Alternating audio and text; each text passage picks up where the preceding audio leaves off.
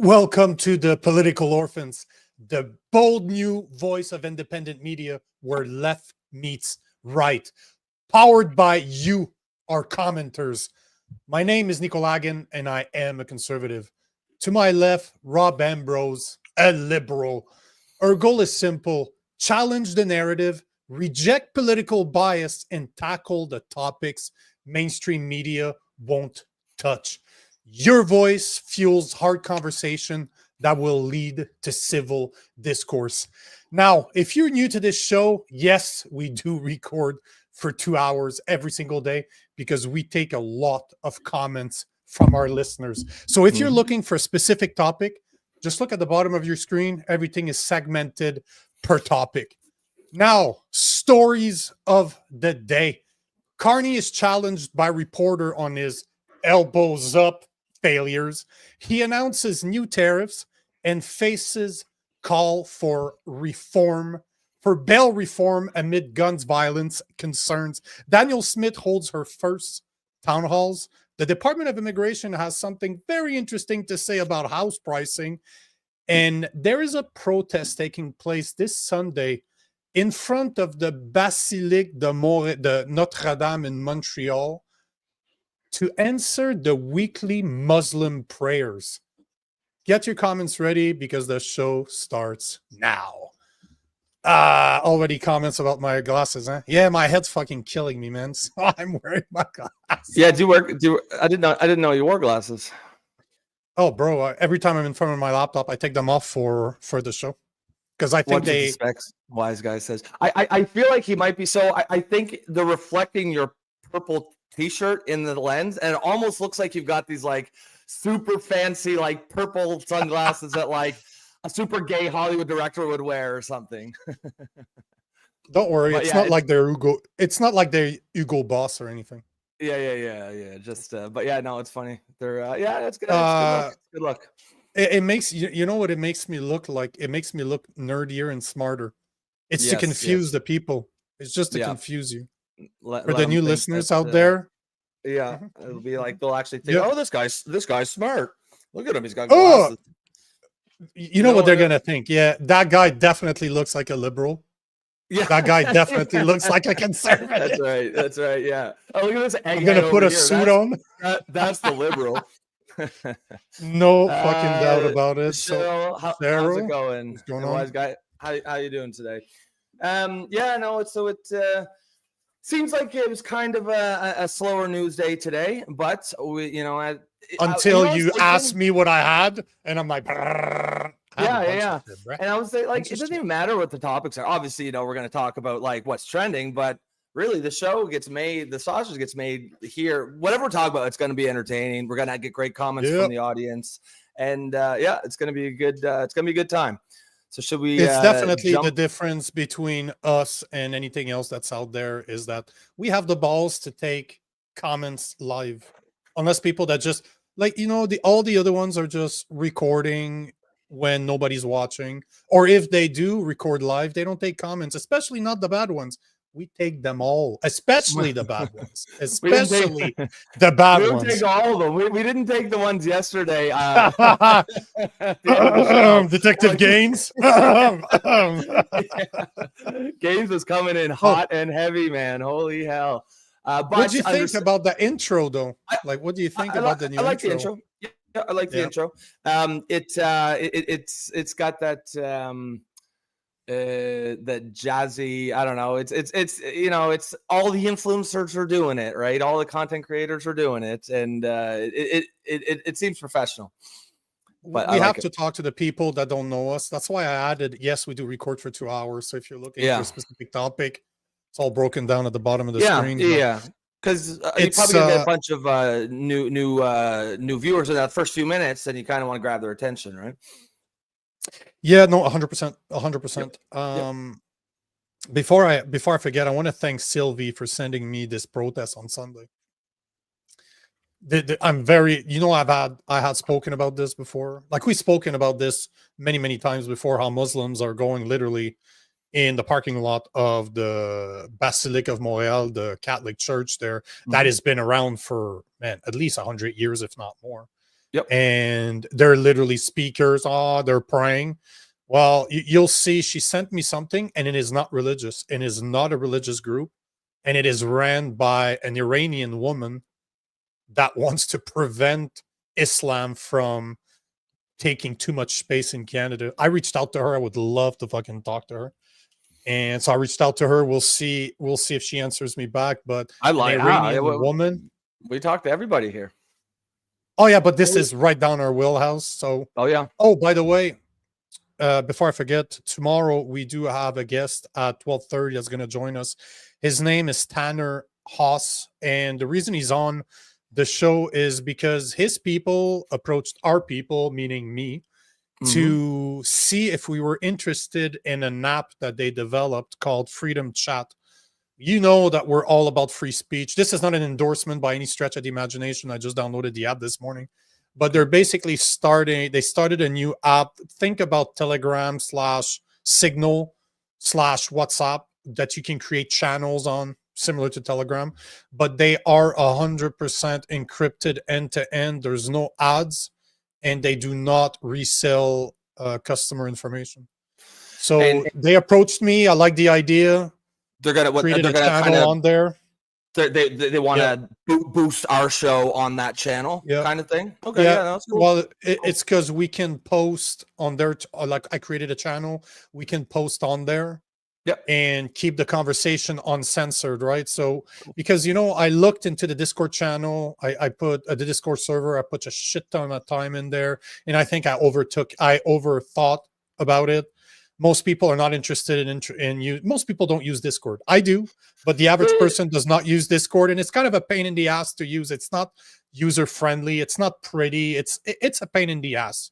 It's good that it got set up though, because now that it's there, if the show, if the numbers explode, if you've got 1,000 people over there, 500 people, then you'll get 100%. That energy. You get that energy you need. But when you only have 10, 15, it's hard to keep it going. So it's good to have it waiting in the wings though, because it'll get put to use.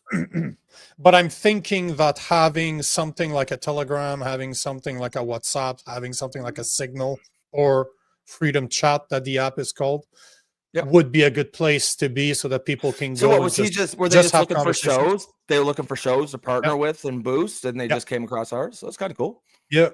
They just found us somehow. I don't know. I create a lot of content for Americans. At least I created a lot of content for Americans, so that's probably how they found us. But either way, just to say that the founder is going to be on the show tomorrow for half an hour to tell us what it's all about, because freedom of speech is definitely something we all agree on, right? Yep. Absolutely. So let's start. If you guys didn't notice, it's very Carney heavy today. So it's a good thing he's a small guy, because he doesn't take a lot of space, but he's going to take a lot of space in the videos on the show today, because there's 3 of them right in a row, and I could have had a 4th one, actually. I could have definitely had a 4th video about him, because he is, man, he's in the news, right? I guess his vacation paid off, because now people are expecting him to do shit. Is he still on vacation, or he's got to be back by now? I think he's back. I was just being an asshole by saying that I guess his vacation worked out, because he actually had the time to relax from his very intense 3 months of work or 4 months of work. So and guys, if you're tuning in for the first time, welcome to the show. The show is heavily based on user engagement. So as we go through these topics, if you got something to say, if you got a comment on the topic, if you agree with us, if you disagree with us, throw it in the comments. We'll get to it. That's what the show's all about. Especially if you disagree, because this is not a place for an echo chamber. Like, none of us. No. Well, we were saying after the show yesterday, like, it really creates great content when there's that disagreement from either the audience, and especially because we can, one of the things that we're trying to do here is not just entertain with the show, but come up with a model for how to have political discussion, right? And every time there's a disagreement, it shows us how to do it. It allows us to show how you're able to have these respectful conversations, because there aren't that many people out there doing that. None. Frankly. The only respectful conversation you ever hear is 2 people on the right or 2 people on the left. You never have 100%. Yeah, so that's kind of what the show's all about. And if that sounds interesting to you, and you're just tuning in, then stick around. Make sure if you're on X, make sure to like, make sure to comment, make sure to restream the live stream. This is how you can help us out. But yep, if you've seen the show before, right here is where the conversation. This is the conversation at the bottom. This is where the comments explode, but they're only available on YouTube. So if you want to be part of the comments, you want to be part of the conversation, join the YouTube channel at the Poli Orphans. Make sure once you're there, make sure to like, make sure to subscribe. But above all, if you feel that the space that Rob and I are creating, that civil discourse where you drive the conversation, make sure to support us, support real independent media that is not politically backed by any party. all the independent media right now. So support us. $2.99 a month. It's not even a cheap, nasty coffee at Tim Hortons, even if Canadians still go to Tim Hortons. But that's a subject for a different conversation. Now, we're gonna start because yesterday Carney had a he went live during the show, and obviously when we were live, we couldn't cover it. Yeah. No, obviously. Plus, I had no interest in listening to an hour and a half of him talking about nothing. Did he go for an hour and a half? I think so. Yeah, I think he went for about an hour, give or take. I'd have to check, but I know it went for a while. And there's a couple of things that stood out. First and foremost, there is a reporter that called him out on the Elbows Up movement and all of its failures, which was absolutely hilarious. But here is the reporter calling out Carney on his Elbows Up failures. Canadian press.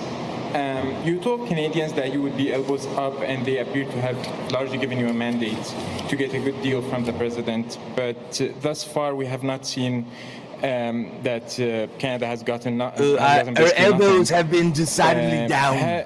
And Canada also had to give one of its bargaining chips when it comes to the digital services tax, something other countries like the UK did not give up in their deal with the US.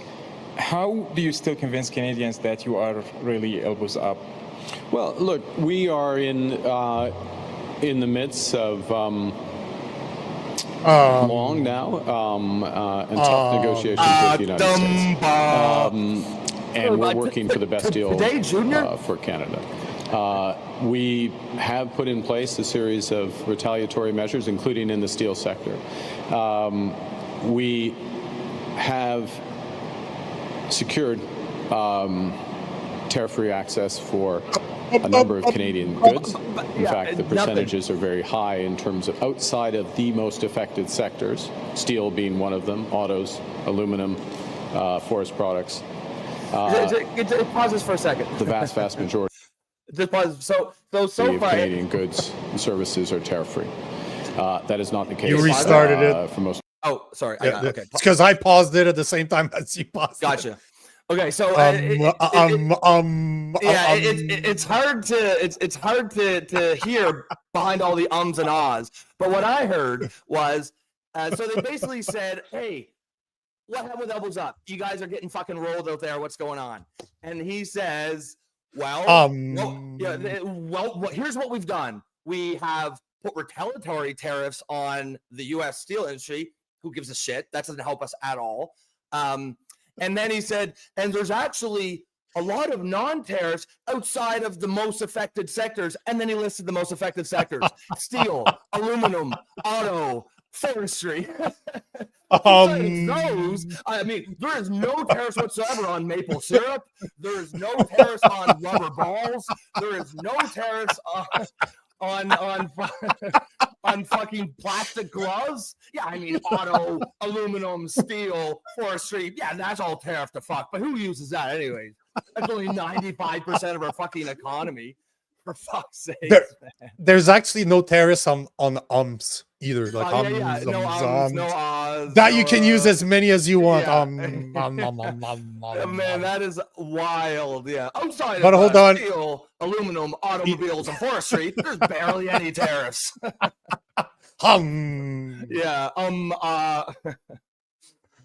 other countries. Keep going now.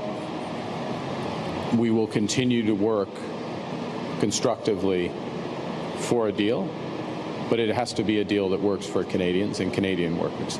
And part of the reason why we don't have a deal is that deal is not yet on the table. What? The reason we don't have a deal right now is because the deal's not on the table. And you know what? You know what's wild is what he's saying here. Like, first of all, it sounds like Mark looked inside himself a little bit. It definitely not as the bravado is missing, right? The chest thumping. So what he's saying is, and remember, this is exactly what we said. Remember if you had to pick one word that we said this whole time for months, it was leverage.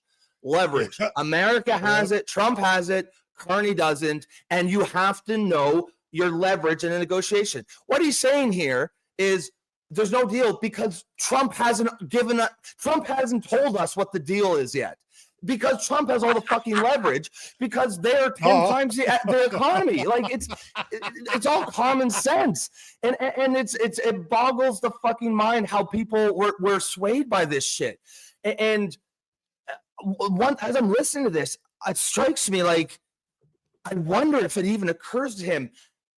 Does he think maybe all this elbows up and fuck America and these are the bad guys and these aren't our friends anymore? Does he think maybe that rhetoric might have something to do with this shitty deal that we're getting now? Of course. And another thing we always say is you got to know who you're negotiating with. You got to know Donald Trump. He is petty as fuck. If you're out there trying to make him look bad, he's going to come back and make you look real bad. That's just Carney has fucked this up. You have no power. Carney went in there, elbows up, and he thought that he was just going to waltz in there. And fucking Trump's like, yeah, go wait in the corner. We'll tell you when we're ready to talk to you. You know, we'll tell you what the deal's going to be. Go sit in the corner. It's just like when they met in Washington. Yeah. He is getting rolled, man. Like, oh. But the funniest thing, though, is that, as you said, we've been saying this from the get-go, but I guarantee you that his supporters are still supporting him. They're still okay with them. It's still to them, no problem. There's nothing going on here. It's all normal. He's doing the right thing. Well, and you know what? You look at that body language too. He looks deflated. There's none of this bravado anymore. Like he knows it's bad news. And man, he has just completely fucked the dog on this one from day one. And I know you were pretty hard on him from day one. You just never liked the guy. I was at least pretty hard on everybody, man. Yeah, you are.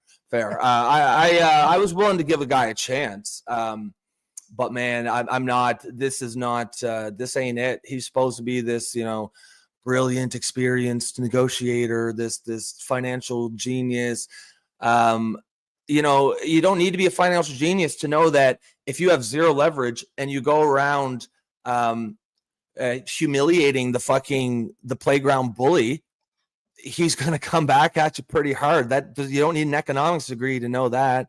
Like sometimes these people they're too educated for their own fucking good.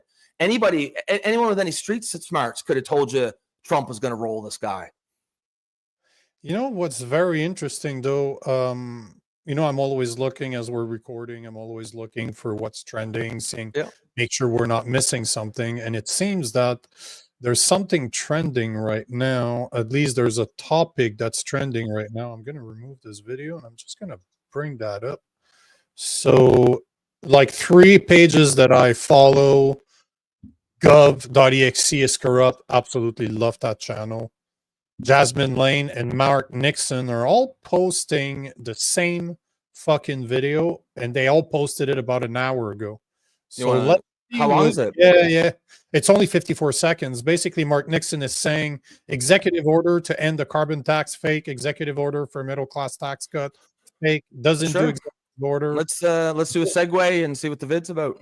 And then we'll jump back. We'll jump back on this one. 100%. That's one of the strong things about this show is we can riff like that. We'll just wing it. Fuck it. We'll do it live. Yeah. Do it live. Come on. Mark Carney confirms that there are no national unity projects on the table. To life in the right way. And I think that's the first point I really want to emphasize, is that this act is only a way of starting a conversation and starting a process. Oh, I know what this is about. And we define that process going forward. But what it could do is enable Canada to build big things that will connect and transform our national economy. Create great careers, not just jobs, but careers for the people that we serve, and provide the resources for health, for education, and social services that our people deserve. It's about giving ourselves more than any foreign government. Again, he's right deflated. Hey, look at the body language. He's cooked it's about already. Controlling our economic destiny together. So basically, for the people that don't understand what he's talking about, we did a deep dive in this. This is Bill C5. Yeah, there's like a C5, a Bill C5 summit that he's got going on right now. Yeah. So basically, this is about Bill C5 called One Canadian Economy Act. And remember, we did a deep dive on this. And by the time that it came back after the second reading, it came back from the Senate, or was it the Senate? No, before it was sent to the Senate, it had been stripped down. For once, the Conservative did their job on that one, and they removed all the parts that were giving the Liberals a lot of power to veto pretty much anything they wanted. They were able to push any type of project that they wanted, and the Conservatives went at it. They kind of stripped it down. It went to committee, and then it came back, and after it came back from committee, it was passed, and now it's in the Senate, and it's just a matter of it getting approved, because obviously once it's in the Senate is 95% liberals, so it's going to pass. But the point of the matter is that in the stripped down version, Bill C5 is fucking useless. It does nothing, because as we've said so many times, it does not remove Bill C69. So which you'd have to. You cannot push any energy project, trans-Canadian energy projects, if Bill C69 is still in place, where places like Quebec, where places like not Indian, but Native reservation, right to veto everything. Same thing for BC. So you're basically giving the two provinces that are connected to the Atlantic and the province that's connected to the Pacific to say, yeah, we can say no to whatever the fuck we want. So again, full of shit. There's no purpose, and now he has a summit about it. So thanks for wasting not only our time but our taxpayers' money on nothing. So so this C5 summit is essentially an apology tour.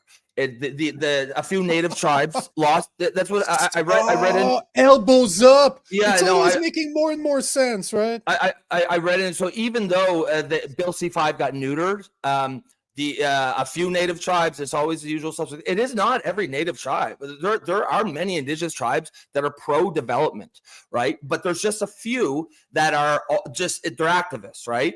And the usual suspects raise the alarm and, oh no, this is gonna blah blah blah. It's colonizers bulldozing treaty rights, blah blah blah. And of course, Carney held a summit, and now he's there to apologize and assure them, no, don't worry, we're not going to do any fucking thing. No, we're not going to help the economy of Canada. We're not going to do anything. Don't worry. These are just lies I said on the campaign trail. Don't worry, guys. Whereas the correct thing to do is, listen, we will, like, when we build these projects, you're going to have a say. You're going to have, we're going to hear your concerns, and then we will decide what to do. But you do not get a veto. That you cannot allow a tiny group to hold the entire fucking country hostage. We need these projects for our economy. We are a resource heavy, a potential resource superpower. If you have a government, that is fundamentally anti-natural resource development, that is a death sentence for your economy, and that is exactly why. Our economy has stagnated for 10 years. Why we have had 1% GDP growth over 10 years, not 1% per year, which would be bad enough. 1% for 10 years. To the 21% the U.S. had. It's and there's a reason for that. It's not just that Canada has bad luck. It's because for those 10 years we were governed by a party whose fundamental worldview was that it is immoral. They believe it is immoral to extract your natural resources from the land. And that's fine. That's a fair opinion to hold. But if we're going to vote those people in, we can't be surprised when our economy goes in the shitter, because that is the only thing that we fucking have. And now we've got all these fucking tariffs that are going to destroy our economy. And now is the time for Mark Carney to say, listen, Indigenous tribes, you know, love to hear your feedback, but you don't get a say in this. You do not get a veto. Now, instead, he's going to do a fucking apology tour to reassure them, oh, no, don't worry. We're not going to do actually anything. We're just pretending to say it. This is like everything he's doing is the wrong fucking move. You know, since you brought up tariffs, I'm going to play the next video. Is tariff announcement. And I also want to talk about bail reform, and you'll understand why. Like that, I have a bunch of little videos to show to put context to it. But before we jump into the bail reform, I just saw something on X, so try to remind me to look at it, because it looks like it's a CBC interview where they agree that Mark Carney's cornucopia of conflicts is unlike anything we've ever seen. So his 103 conflict of interest that he's not going to be able to make decisions on, which, you know, begs the question, who the fuck is going to be running this country when you're not allowed to be part of those discussions? So even the person that was selected is not even the one that can actually provide any type of guidance, because conflicts of interest. So let's play the video about the tariffs, since you brought it up, but try to remind me to play this. I haven't seen the CBC video. I'm just seeing it now, but I think this is a good one, because for CBC to say this, you know, there's a problem. There's really a problem, right? Yep.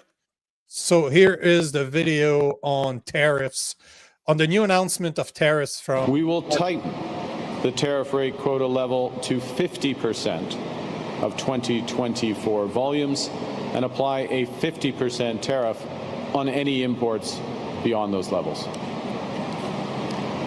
For steel products from partners with free trade agreements, we will introduce a tariff rate quota level for steel products at 100% of 2024 volumes and apply the same 50% tariffs on imports above those levels.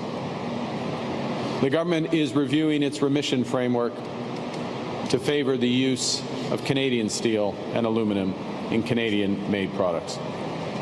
And we will also implement additional tariffs on steel imports from all non-U.S. countries containing steel melted and poured in China.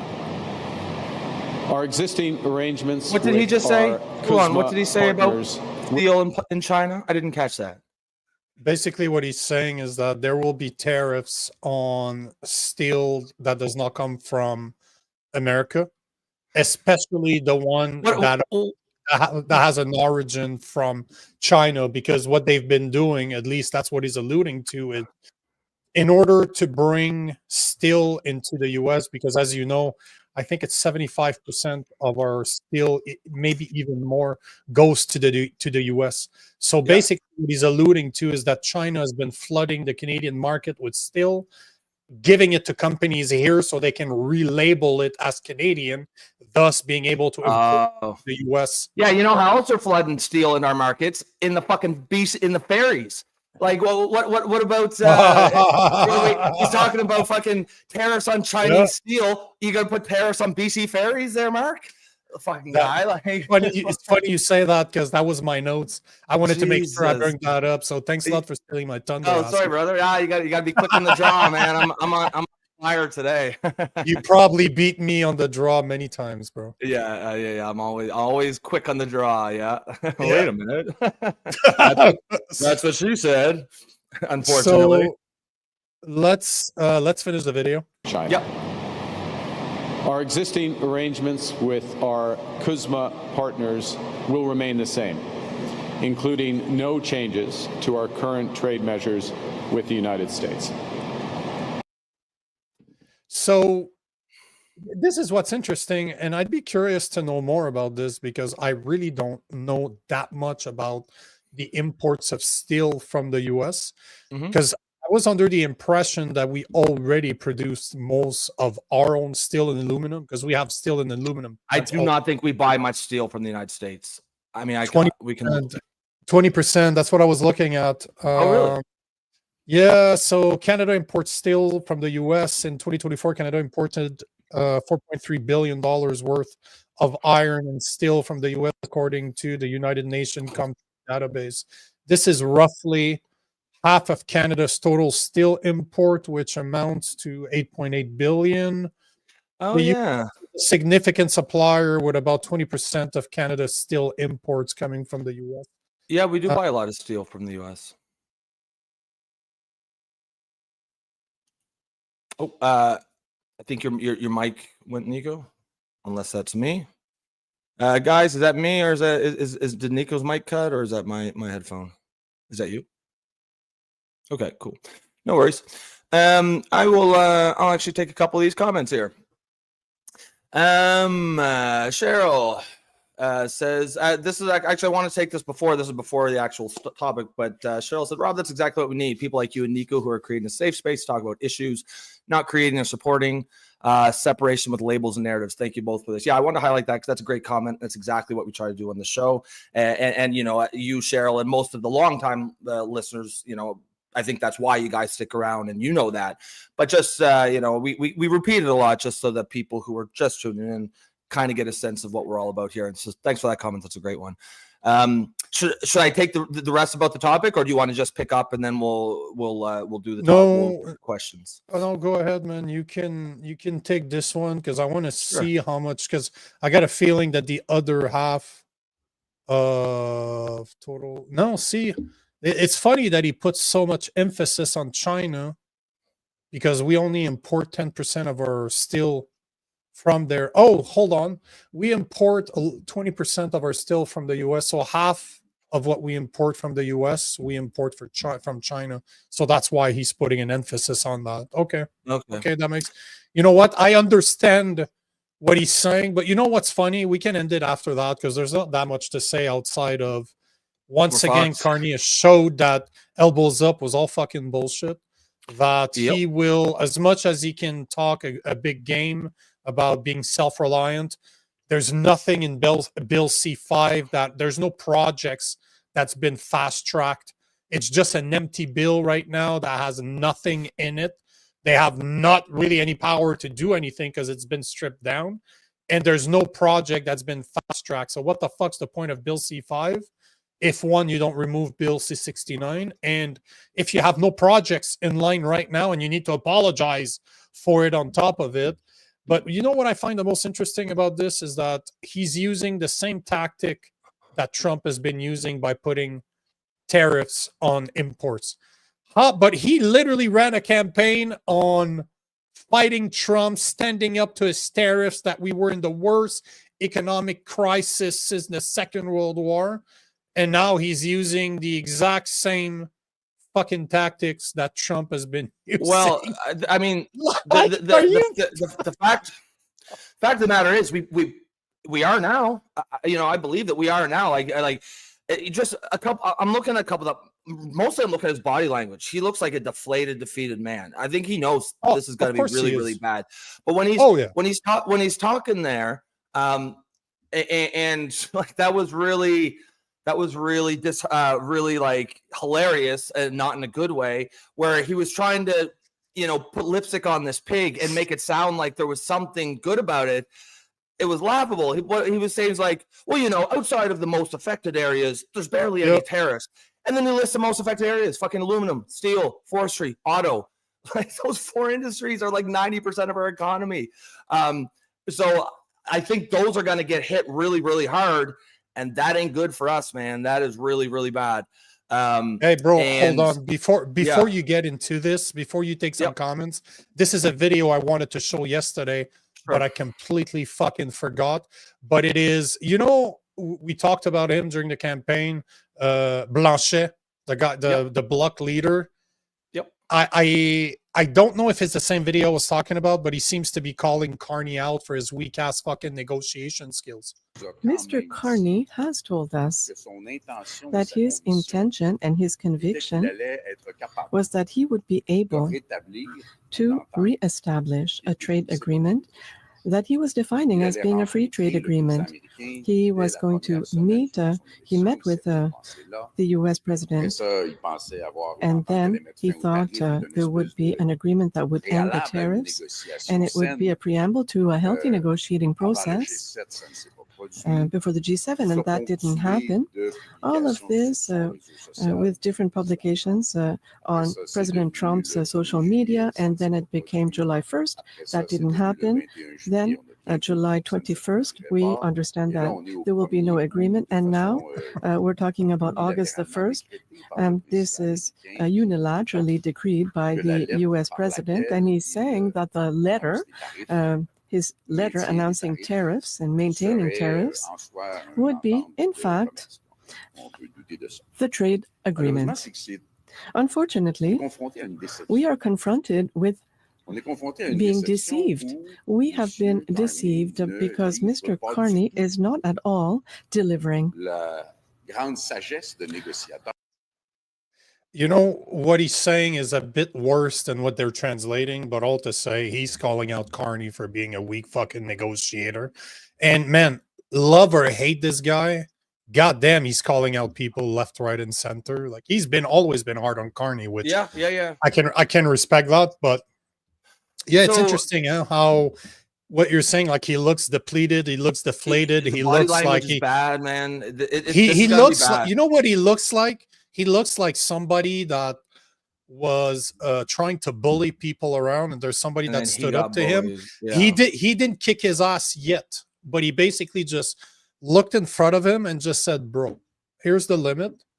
You need to shut the fuck up, or else there will be serious consequences to your action. Your bullshit stops now.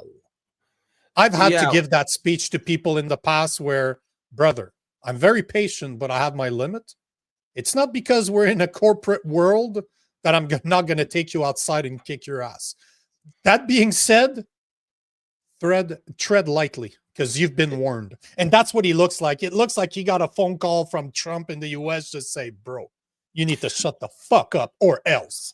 Well, like, look, here's the thing. He came in, he said he was going to fix the economy. We all knew the economy was in the shitter, and that was the thing. He said, and we were like, you know, not to pat ourselves on the back here, but we were absolutely fucking right. When he went on the campaign and he said, we're going to build nation building projects. We're going to build pipelines. We're going to do all these things. And we said on the show, sounds good. But we said, how does he feel about Bill C-69? Because unless you repeal Bill C-69, he's not going to be able to do anything. And we even called that. Remember what we said? What's going to happen is he's not going to do these things because of Bill C-69, because it's going to allow the Indigenous or the Quebecers or the British Columbians or whoever else wants to say no to just put a kibosh to these projects, right? That's what Bill C-69 is. It's essentially a blanket veto for anyone who wants to say no. Essentially, projects cannot get done. So there's two major things that face our economy right now. There is the fact that we are not developing our natural resources. That is why our economy has stagnated for 10 years. And then you've got the tariffs. To a certain extent, there's not a whole lot we can do about the tariffs. I think Carney really did not do us any favors by the whole elbows up bullshit, fucking playing the tough guy throughout the campaign, because you knew Donald Trump was going to just say, okay, I don't give a shit. You know, do whatever you say. You can say whatever you want over there. I'm just going to tell you what your deal is, and you're going to have to take it because I hold all the fucking cards and you hold none. And we said this at the time. He has no fucking leverage. But so let's put the tariffs thing. Now that you know the tariffs thing is happening and we're going to get hammered, now is the time to fucking rip up Bill C-69, to say, you know what? We are going to invest in Canada. We're going to build pipelines. We're going to build energy export capacity on both coasts. And instead, he's over there right this very second on an apology tour for the Indigenous, a couple Indigenous loudmouths, because they're all up in arms because Bill C-5 doesn't even do anything, but they just want to, you know, to complain about something. He's out there promising them, no, don't worry, we're not going to develop any resources. We're not going to help our economy. Those are just things I say on the campaign trail.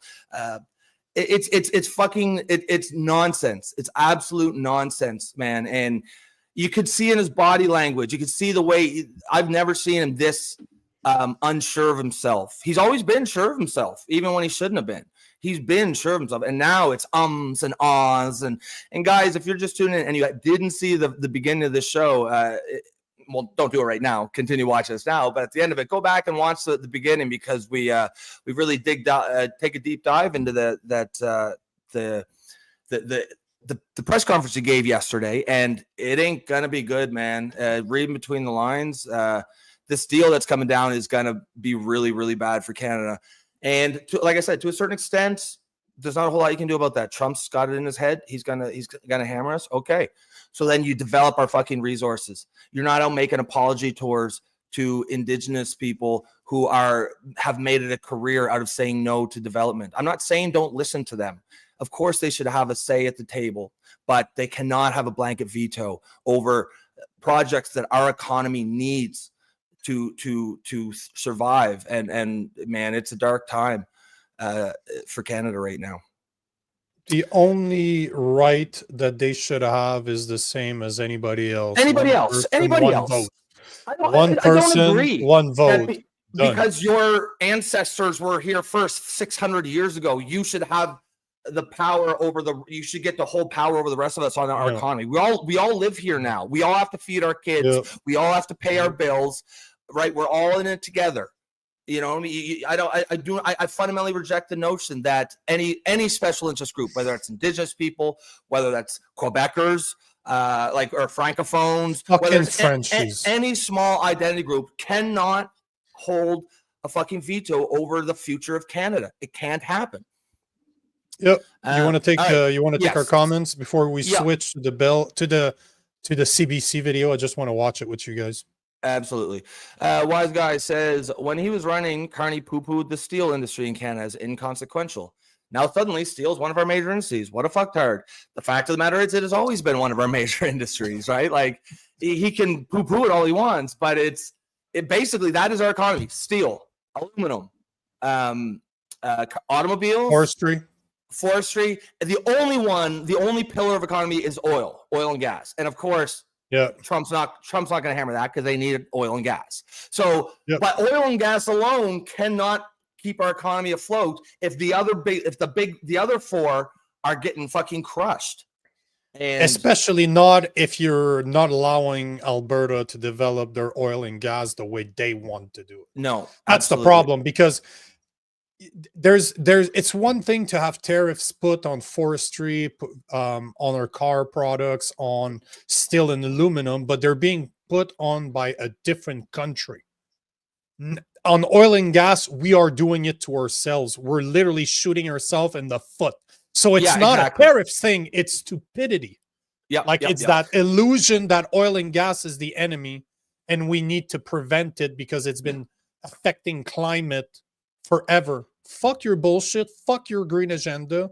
We need gas. Even if you believe that the green agenda is needed, that we need more climate change action, it's not feasible to replace the technology that runs on gas by anything else right now. So shut the fuck up. Drill, like Donald Trump said during his last campaign. Done. Well, and if you want to just go a little further with the climate change agenda there, so let's go back to something quickly about that we've talked about before, that EV mandate.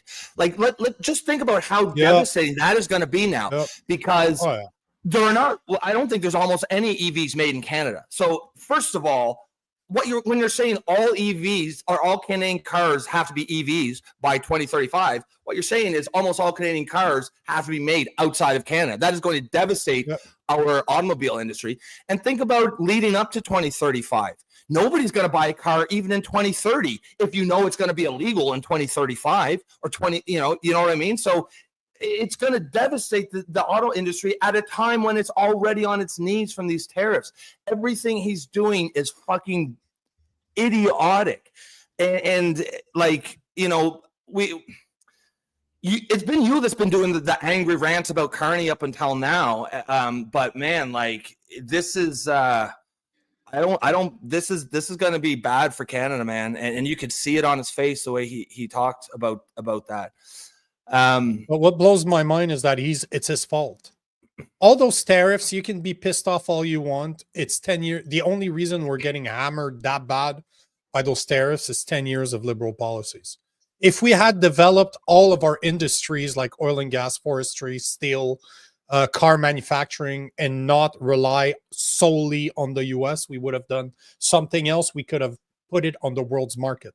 Now we are dependent on the US. It's a fucking fact. 75% to 80% of our exports end up in the US. They have all the leverage that they need to basically submit us into whatever position they want us in. And this is 10 years of liberal policies. So hate it, love it. He continues on the same path of those 10 years of liberal policies by putting EV mandates and by not allowing Alberta to develop their oil and gas.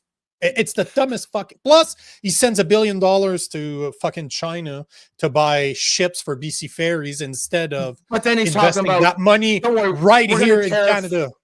We're going to slap tariffs on Chinese steel. What about the Chinese steel in our fucking boats that are over here? Are you going to tariff that too? Why would that? Why would he even be doing that? Why would you not be? You know, they're all buy Canada, except when it comes for $1 billion in steel to go into a ferries for BC. No, buy those from China.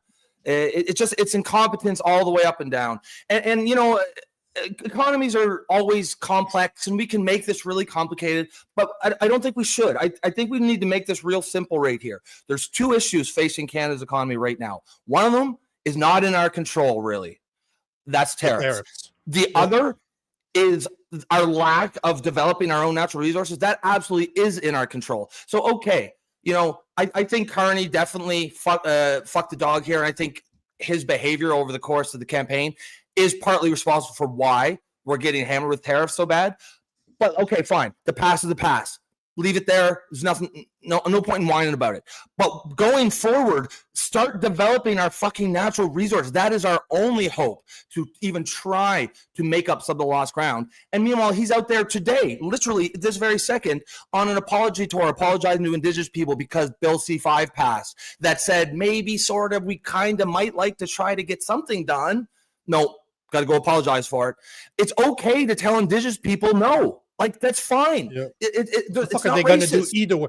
No, but what are they going to do either way? Even if you say no to them, what are they going to do? What are they going to do? They don't have any fucking power. You're literally nothing. Like, yes, okay. What do you think the average Canadian cares about?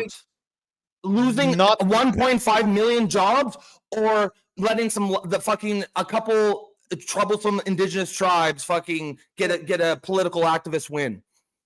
So here's because I wanted to make sure that what you said earlier was actually accurate. Yep. So I did a bit of research onto how much EVs are produced in Canada compared to what we import. Yeah, sure. Canada only produces 5.9% of the cars that are EV purchased in Canada. We export 94.1%, and we have a mandate by 2035 that every single new car is an EV car, and we don't even produce. We don't make them. So another way to look at this mandate is by 2035, 95% of the cars on the Canadian roads have to be bought outside Canada at a time when our I mean, honestly, I don't even know if our auto sector will survive this. Like, this is this is bad, man. It won't, man, because, you know, I don't know if you remember, but there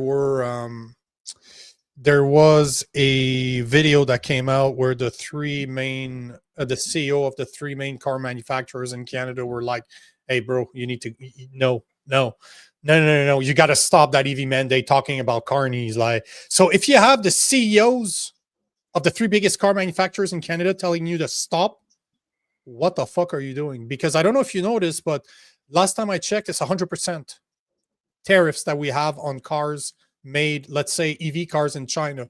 And I don't know if you've ever had a look on the cars that China produces, the EV cars. They years, amazing, years ahead of what we do here. I got to give credit where credit is due. And I forget the name of it. Like I forget the name of it, but there's a car that's supposedly almost as good as a Tesla standard model for like $12,000. Well, no, it's like, I think it's American. Once it gets it's like 40. Sure. But I know exactly. It looks high quality, similar to the look of a Tesla, but has more options and is a fraction of the price. But we have 100% tariff. So that's what the EV mandate is going to do. It's going to make sure that all of our fucking cars get bought, are Chinese cars, right? It'll decimate that people can buy cars. You know, bro, this is where that little hat comes in handy. This is your 15-minute cities. This is exactly when I look at mandates like the 30, 35 EV mandates, all I can think of is that you're going to make it impossible for people to buy new cars. What's going to happen? At one point, those gas-based cars are going to break down to a point that they can't be really repaired, or it's going to be stupid expensive to repair. And then how much you want to bet that soon you will start to see announcement that public transport is going to be free in big cities, that you don't need a car, don't worry about it, we got you. So if you think, because man, for the people out there that think that 15-minute cities are a conspiracy theory, it's not. They're trying to start one in Edmonton. The MPs down there are talking about it like it's normal. Same thing for California. They want to have one. They want to turn it into a 15-minute city by the Olympics. So I'm just saying, if you understand that this is the point, it makes sense what he's doing, because he's pricing people out the market for new cars. Well, there's just so many old cars you can have, right? And if you don't have to be a financial genius to understand the incentives here. If you have a mandate, and everyone knows in 2035 only EVs are allowed to be sold, no one's going to buy any. Like the last gas-powered car will probably be sold in 2028. No one's going to buy one in 2031, 2032 if you know you won't be able to sell it in 3 years. Like nobody's going to do that, right? So and what's funny is what's going to happen is all our cars are going to be Chinese, and what are cars mostly made out of? Steel. So we'll be importing Chinese steel in the form of cars. You know what I mean? Will there be tariffs on that? Probably not. Like it's just idiotic policy, and this is exactly why, even though I'm a liberal, I voted for Pierre Poilievre. You cannot reward the kind of incompetence that the Liberal Party showed us on the economy for the last 10 years. Because when you do, it just causes them to double down on that exact same incompetence. They have no reason to think, oh, maybe we should reverse course. They won they won election. They won re-election. They're going to think that they're on the right path, and they are not. It's fucking... You know, just last year, 86.6% of the new cars were gas operated, and only 13.4% of them were some type of EV. I think it counts for hybrids, anything that had a lithium battery in it. So I mean, even now, and this is up, and this is up. It was 85% in 2023, so it's actually up. There's more there were more gas car sold last year than there was in 2023, and he's pushing EV mandates. It's an idiotic policy. But I don't think it's idiotic. See, this is where you and I disagree. You think it's idiotic. I think he's just an evil genius that is driving down the path of the 15-minute cities. But that is plain and simple. You look at our economy in the past, completely shit the bed for the last 10 years. You look at the future, we're about to get fucking hammered. And he's worried about EV car mandates in 2035. Like, this is like fucking... The Titanic's going down, and Buddy's worried about making his bed. Like, that's not what's fucking important right now, man. You know what I mean? Buddy's fucking polishing the brass in his bathroom, and the Titanic's sinking, man. Get the fuck out. Get on the lifeboats. Like, this is... He's the one who's talking about, it's a once-in-a-lifetime economic crisis. Yeah, it is now because of you. Because of you, yeah. What are you going to do about it? Hey, guys, if you're new to the show, I'm a conservative. Rob's a liberal. Not think it. Yeah. I removed the comments just so you see it right there. Yeah. Wild. Yeah. Guys, we are, of course, talking about Mark Carney's latest idiocy. and him getting absolutely fucking absolutely bodied in these negotiations with Donald Trump. It wasn't even a negotiation, like we said. It's all about leverage. Carney went in there fucking doing a jibber jabber. Oh yeah, okay, come on, let's fight. And Trump's like, actually, no, you just go sit in the corner. We'll let you know Trump when did. What we'll you let do you know to what little kids. Yeah, you put your hand on their head and you just hold them apart, like just say "fuck you, bro."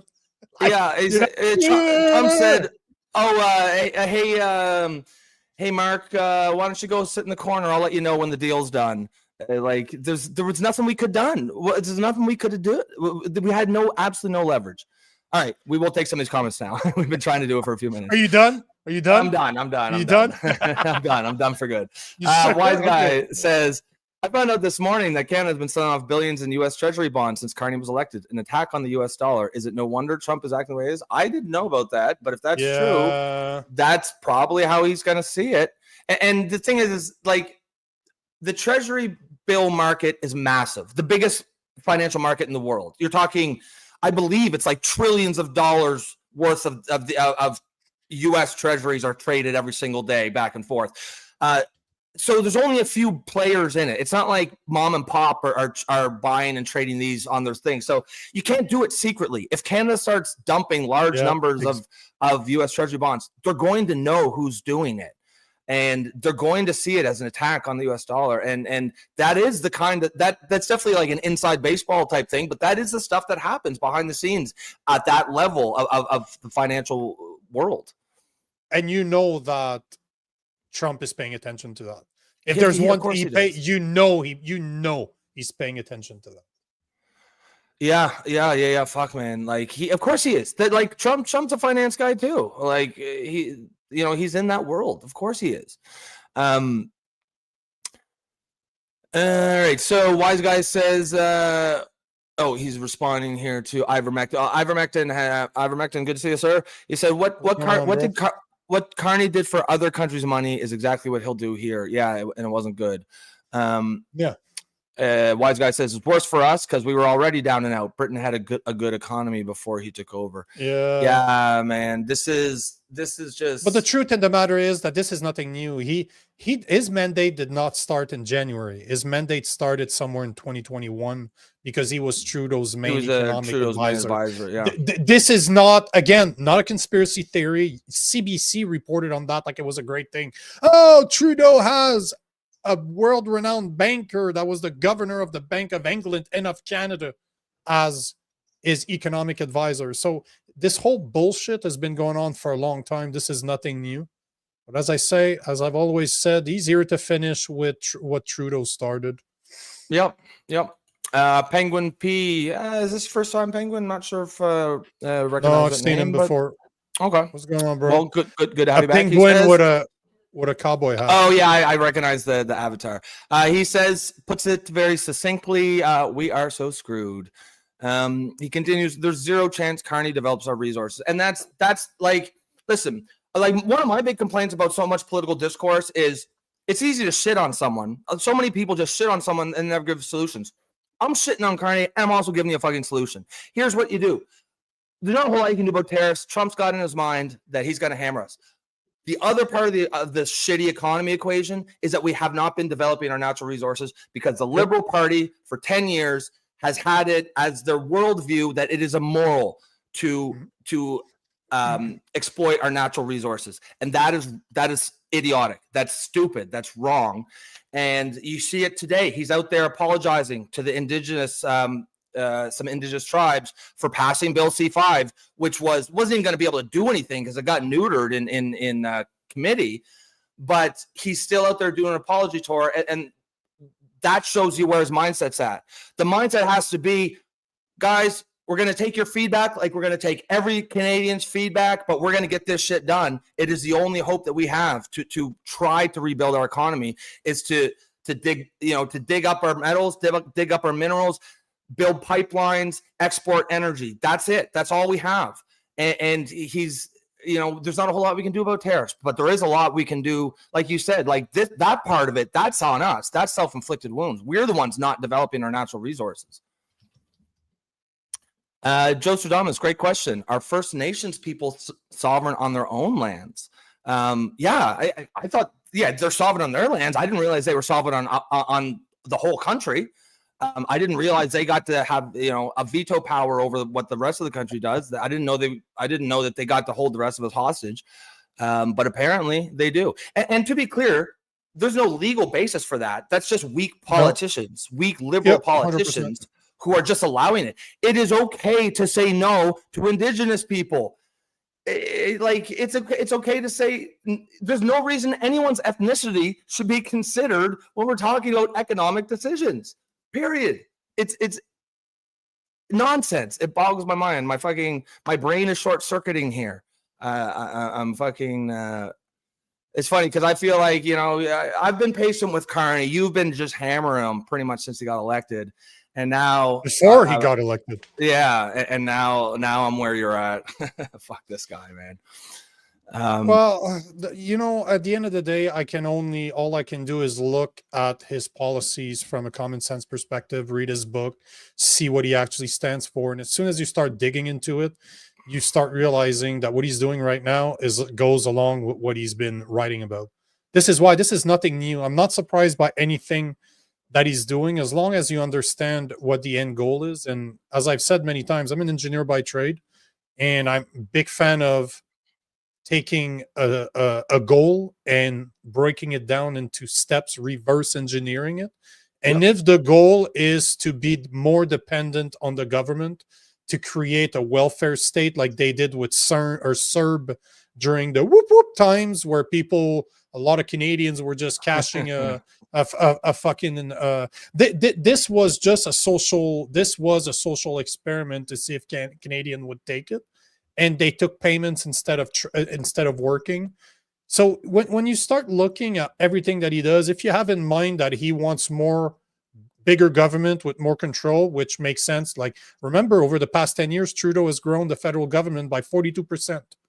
This is not a coincidence. They're preparing for something. What are they preparing? More need of government. That's what they want. They want a bigger government. So don't be surprised 10 years from now that you have a bunch of 15-minute cities where you have to depend on the government to be able to rent a car or to ask for permission to go somewhere that is 15 minutes outside of your city, that is just outside of your city. If you believe that this is the goal, if you look at who he reports to, it's not Canadians, it's not Americans. He reports to his overlord in Europe. It's not surprising what he's doing, man. It's a matter of control, and that's how they're gonna fuck. They're gonna fuck us. Yep. What's the saying? You'll have nothing and you'll be happy. You'll own nothing and you'll be happy. And that's the goal. Again, read his book. I've said it 1,000 times on the show. Read his book, and he believes that he knows better than you, that he should be responsible for taking the decisions for you, because at the end of the day, he knows more than you, and you're too fucking stupid to know.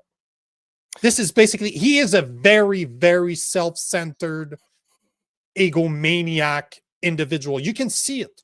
You can see it in his mannerisms. He doesn't care about you. No doubt. He don't care about you. He doesn't think you're an equal to him. His book is very fucking clear. He knows better. You better listen to him. Point final. Look within yourself, Rosemary. Exactly right. So I just want to continue with this because it was a pretty good. There's a pretty good conversation here. So Joe was asking about First Nations people sovereign on their own lands. Pam has answered and said, yes, they are. And then Joe says, so does this, so he says, so does this economic development happen on their sovereign lands, or does the C-69 bill give them carte blanche to veto things outside their bailiwick? I just want to take this because it gives us a little bit to segue into Bill C-69 in case someone's watching and not quite sure how that factors in. So no, Bill C-69 is not about Indigenous people. It just allows certain stakeholders to have extremely disproportionate say in certain major projects. So usually it's provinces. It was used Quebec, especially by Quebec to kill the last major pipeline, the Energy East pipeline. But it can also be used by Indigenous. It's fairly complex, but it's just easiest to understand it as long as this bill is in place, no major national infrastructure project will get finished. it won't, because it just allows too much latitude to too many people to have too much say in the process. It gives essentially a blanket veto, and it might be an Indigenous group, or it might be a province. It could be any number of groups, but the fact of the matter is it just can't get done. So first and foremost, you've got to repeal C-69, and then you've got to grow a fucking pair and start telling these people no, or at least say, thank you for your input. We will take it in consideration, and then we'll make the decision that's right for Canada. But the problem with Bill C-69 is not that they have a veto, because technically they don't. Yeah, they just have a major impact. Yeah, they have a major input into the impact assessment process, which then and there they can voice their opinion. And because our federal government is so fucking weak, it's like they're giving them a veto. Although it doesn't say black on white that provinces and Indigenous group will have a veto. But our federal government is so fucking weak that they pander to the woke gods, and they will allow Quebec to do whatever the fuck we want, and they will allow Indigenous group to have a voice. And you see him; he's on an apology tour right now for Bill C-5 that literally has no power. Yep, that can't change anything, and there's nothing on the docket for fast track any project whatsoever. So he's there to reassure them. He's there to reassure them nothing's going to get done. Don't worry, guys. He's praising that's his land acknowledgement. He has to do it. He has to kiss the ring of the Indigenous people. Guys, don't worry. Those are just empty campaign promises. Don't worry. The rubes believe it, but between you and me, there's nothing going on. Yep. Pam says, Rob, they signed treaties. Oh, no, I have no doubt they do. And I'm not talking about violating a treaty, but I do not believe, and someone can correct me if I'm wrong, I do not believe their treaties allow them to have essentially a lockhold, on the national infrastructure policy. The thing that they're using to say prevent some of these projects from getting done is not any of the treaties. It's Bill C-69, and that has nothing to do with their treaties. Those are separate issues. I'm not like, treaty rights obviously should be respected, but that's not what we're talking about here. Wise Guy says Carney is a central banker. They only have two tools: raising and lowering interest rates or printing money. That's all. They're not really bankers. They're just men in suits. I don't even know if he's. I don't know what he's floundering. He's got nothing. It seems like his only real tool was bluster. He really thought Trump was going to be scared of Elbows Up and Mike Myers in a commercial. Pam says treaty rights give them certain vetoes, but I do. Sure. I mean, I guess I don't know enough to opine strongly, but I would be very surprised if it gave them vetoes over, say, the Energy East pipeline, like a pipeline that goes through their land. Yeah, absolutely. But that's not what's being vetoed. These are just pipelines that are, and it isn't that like Indigenous tribes are inherently exercising vetoes. It's that some tribes are being very loudly against development, and the government is just saying, oh, okay, we don't want to offend them, and they're just not doing it. It's not like necessarily, like I'm using the term veto. I'm oversimplifying it. It's not like they're actually, there's an official veto or anything like that. And yeah, I guess I should probably clarify that just in case people think, just for the sake of accuracy. In practice, it's a veto. In practical terms, in reality, it's weak leadership. It's just that our politicians are just like, there's no reason Carney has to be over there at a Bill C-5 summit, an apology tour. It's okay to say no to Indigenous people, or to just say thank you for your input. We'll let you know. Don't call us, we'll call you. You've heard that one before. Huh? Yeah, exactly. It's the story of my life. Pam says Jeff Rath would be a great guest to have on. He understands he's treated in son. I'd love to have someone on, because I like, if you've been watching the show for enough, yes, I do have strong opinions and whatnot, but more than anything, I want to get it right. And there's been many times when I've been like, oh shit, I did get that one wrong. And I would love to have an expert. And in fact, I'll look this guy up, and that's because I think that would be actually an extremely interesting conversation, and I think that our audience would like that, just to see where the treaties end, and where what that does allow them to veto. But if those treaties that were signed 100 150 years ago gave Indigenous tribes just some pretty blanket veto powers over major national infrastructure programs. I mean, if that's what's in it, we got to respect it. But holy fuck, what a bad deal that is. I reached out to somebody that I know to see if they knew Jeffrey Roth. I have him on X right now. I'm following him. Yeah, so no, that's great. I'm gonna try. I'm gonna try to get him on the show. And that, you know, that's another great thing about this show is, you know, the audience is as much part of the show, content creation as me and Nico are. You know, people make a comment and we'll be like, oh fuck yeah, let's look that guy up. And I'd love to have that guy on. We should probably move on. Well, you're the one that won't shut up. So yeah, no, I'm done. I'm cooked. I'm spent. You're spent. Light a cigarette. So you're just like my newborn. You need a nap now. Yeah, exactly. Yep. Yeah. I need a tiny nap. I threw my tantrum and now I'm having a nap. Pam says Jeff is a consular lawyer who deals with indigenous rights. Love to have him on. I think that'd be a fascinating conversation. Yeah. I'm going to try to have him on. I will see if I can find someone that knows him. And we'll take it from there. Now, thanks for that, Pam. There's and anybody out there. So if you're first time here, just understand that that's what we do. Rob's a liberal. I'm a conservative. We debate what's going on in the news right now, especially politics and culture. We agree often. We disagree often, but we take a lot of comments. And you know, at the end of the day, we're creating a place where discourse can happen. We want you guys to have a voice. We want you guys to mold the show into what you guys want to see. And this is like the perfect example. Like this is Pam, one of the our earliest regulars. One of our earliest one is recommending we get Jeff Roth on the show. I'm going to reach out. I know a lot of people in Alberta, so I will. I'll do my best to get him on the show and talk. But that's how it's all started. Like Cheryl at one point told us to talk to John Carpe. We've had him on the show 3 times. Now he's a friend of the show. Yeah, a Justice Center. And I'm actually dealing with some of his lawyers right now behind closed doors to try to get them on the show because they're working on something that's very fucking interesting. So I was approached by one of them yesterday to just say, hey, I'm working on this. Are you interested? And it's all about freedom of speech. So a bunch of lawyers, and one of them is very known. Like I knew who that guy was.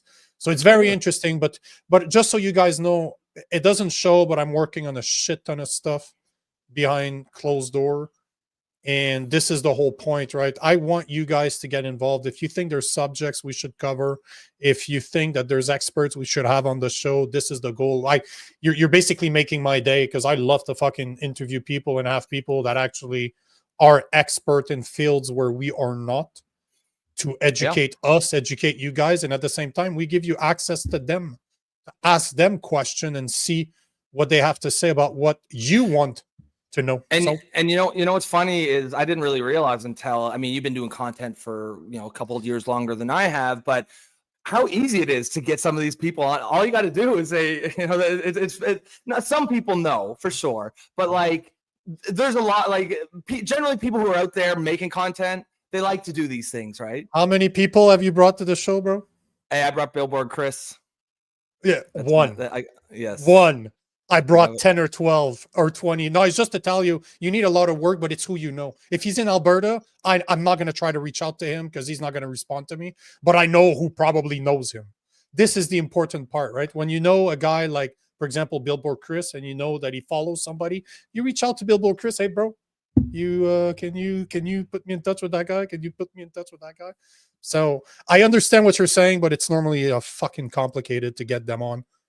It's not that easy. Yeah. You need to deal with their people. I mean, then you try to figure it out. It depends on the person, right? Obviously, not everyone is easy, but there's a surprising amount of people. Like for example, Billboard Chris. Like he's got 500,000 followers. He's traveling the world, speaking in front of the UN. I just messaged him on X. I was like, hey man, you want to come on the show? He messaged me 10 minutes later. I was like, yeah, sounds fun. Let's set it up. So I mean, sometimes you get lucky. But it's that's why I told you, like, if it's on X, you have to contact them because you have a way bigger following than I do on X. Yeah, I'll contact them everywhere else because I have a bigger following. It's all oh yes, you need to play. You need to play with that 100%. So yeah, exactly. I wanted to do 2 videos. It'll be fast. It's just there are 2 videos. This one I have never seen, and then we'll go into the bail reform, reform, because this to me, we talk about the Bell problem. We talk about being too easy on crime. So it's very interesting what's coming out right now, because it's not going to be good on Carney. Now he's being called out by the conservatives, and even liberal people are hammering him for Bell reform. So it's going to be very interesting. But before we do that, here's a video. I have not seen it, so we'll discover it at the same time. But this is a video from CBC supposedly saying that Carney is, the conflict of interest that we're seeing from Carney is something we've never seen before. Pierre Poilievre yesterday to offer a variety of criticisms of the Prime Minister on this front. He specifically said at one point that this is a cornucopia of conflicts of interest in these investments like we have never seen before as a Canadian Prime Minister. What do you think of Mr. Poilievre's assessment?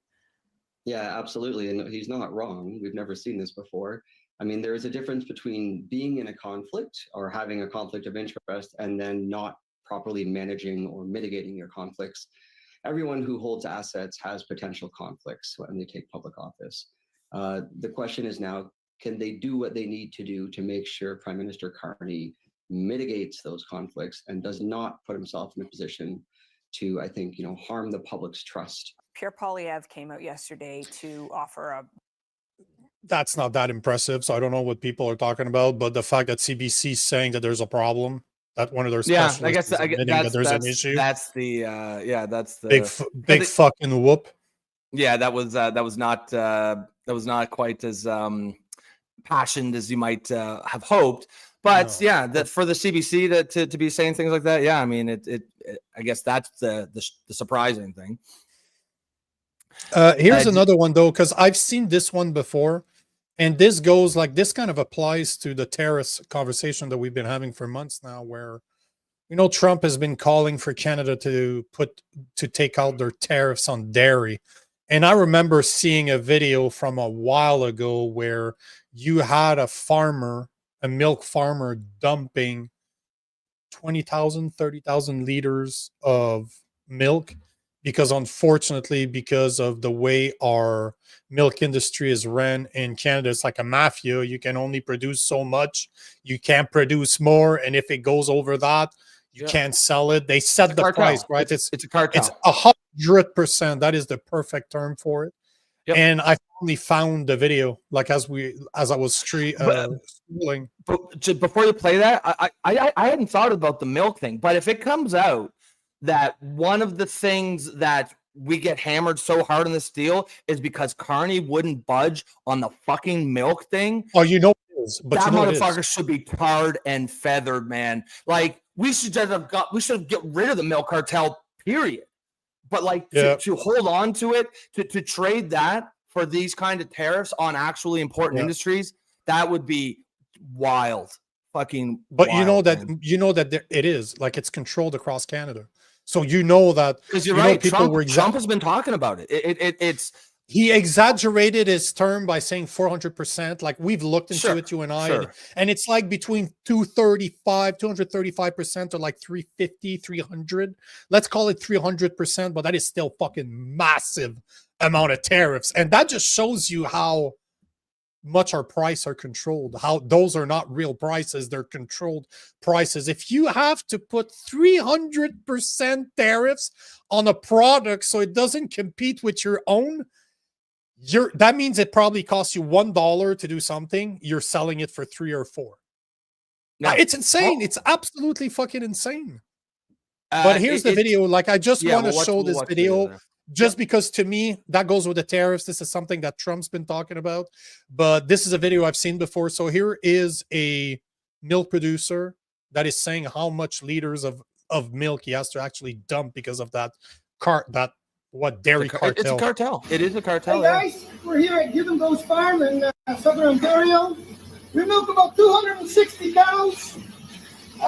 Right now, during the winter months, you milk quite a bit more milk because the feed is very consistent. And as you do a good job, you will produce quite a bit of milk. So right now, we're over our quota. It's regulated by the government and by the DFO. But the problem is what they don't understand is millions of people look at this milk running away. It's the end of the month. So I dump 30,000 liters of milk. 30,000. I will show That's you. wild, man. By the way, this here Canadian milk, it's $7 a liter. When I go for my haircut, people say, "Wow, $7, Jerry, for a little bit of milk." I say, "Well, you have to go higher up because we have no say anymore as a dairy farmer on our own farm." Did you see that fucking gash?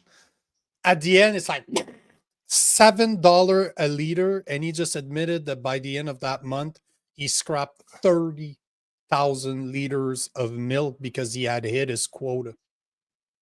30,000 liters. Man. That is 30,000 wild. Yep. So no, the thing is, as much as you can hate Trump for his tariffs, that one is insane. The fact that we have something between 235 and 350% tariff, depending on the type of dairy, if it's cheese or if it's milk, is completely insane. But that exposes the fact of how much our pricing are controlled and how much more we're paying for this when we shouldn't have to. We shouldn't be paying that much for our milk products if there's a cartel behind it, right? Well, that's why it's bad for Canada. It's great for milk producers, bad for Canada because we pay higher milk prices than we otherwise But clearly, would. it's not good Just for the producers either. Oh,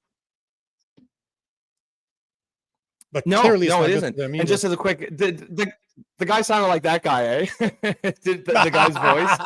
Just for a laugh. His voice did not, unlike the Indian guy on yes. But unlike the actor, unlike the host on CBC, that the Indian guy, the coolest the fucking voice ever. That guy, hey, hello, and he looks like a big boy. Like he looks like a big. Yeah, he looks like he can move the cows by himself. Just like moving the cows. Go here. Oh yeah, move over there. Move over there. But yeah, no, that's wild. That's wild. That like. If it comes out, because it's going to leak out these negotiations, if it came out that he had the ability to make these tariffs less if he budged on the milk cartel and he said no, that is just absolute political malpractice. He should be fucking impeached. Joe Serdamus, we pay less than $5 US a gallon for a whole milk. Yeah, I'm gonna get a comparison. Talking a gallon is about 3.6 liters, 3.65 from memory. So that tells you that's probably $7 Canadian for a gallon. Yeah. So they're paying not even $2 a liter, probably like 185. 29%. It says here Canadian milk prices are 29% higher than the US. And it says more expensive in Canada due to Canada's supply management system, which is the fancy term for cartel. Absolutely, like it's not even like a cartel. It is a cartel by the actual definition of the word. So basically here, I just estimated cost of production pre-government intervention. You know how much it is? Because of course I asked. AI is great for that, right? Yep. You know how much it costs if you consider feed labor, vet bills, utility, fuels, equipment, miscellaneous. You're looking at about $2.18 a liter.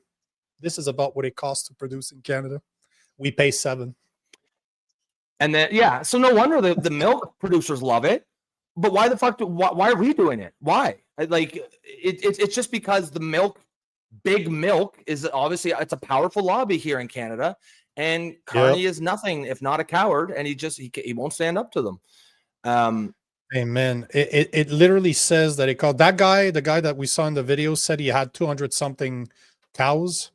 218 per liter is an average. 260 cows, yeah, that's what I thought. And it says that the 218 per liter is based on an average farm with 89 cows. So if he has more, it probably reduces the price a tiny bit, right? I don't think it costs him $1 to do it, but it probably reduces it quite a bit. And man, 218 per liter with a farm of 89 cows. That's and we fucking pay wild, man. $7 a liter. Fuck.